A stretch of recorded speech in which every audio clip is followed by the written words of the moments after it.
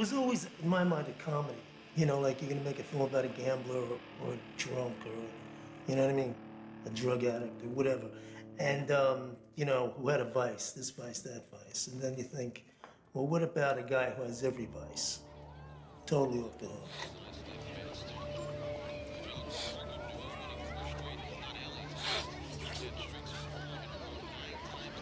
We made that for very little money.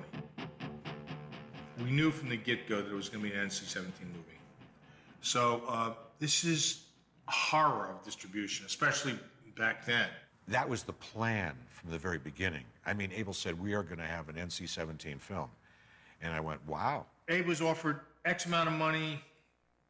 I think it was 3 times the money to be contracted through an R, and we took the latter. And I fully supported him because, to tell you the truth, I think the no holds barred approach is what really makes Bad Lieutenant so vibrant. Hey, listen to me.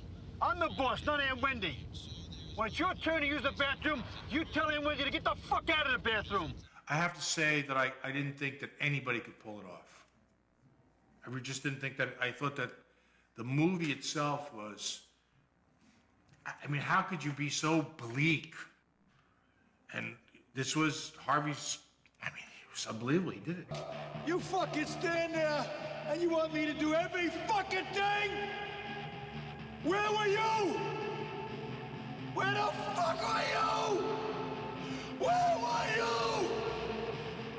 When I saw him reach into himself and encouraged by Abel to go deeper and deeper into, you know, putting his guts in the Cuisinart, and it was pretty amazing to photograph it. I need you to help me!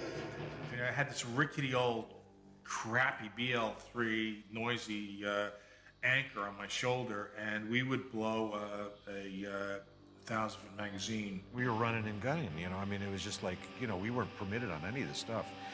These locations, we'd just walk in and start shooting.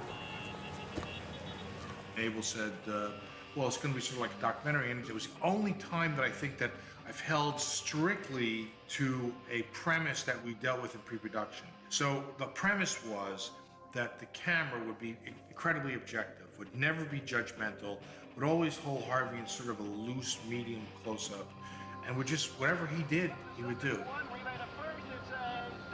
You cocksucker, you fucking miserable fucking... How dark can we go? How underexposed can this thing handle? Who else but Abel would have 5 or 6 seconds of total blackness and the lights come on and then you see Harvey and Nicky D walking through the crowd. And he said to me, look, he's in every fucking frame. We know what he looks like. This is perfect. I think that the movie stands extremely well on a second viewing. It's really a movie that holds up when you kind of dissect it in terms of its visual style. Even critics relate to the film on a strictly thematic level, on a narrative level. Very few people talk about the style. It's beautifully shot by Ken Kelsch, and it's beautifully edited. I find it very, very much a piece of work which is coherent on any level, thematic, ideological, visual.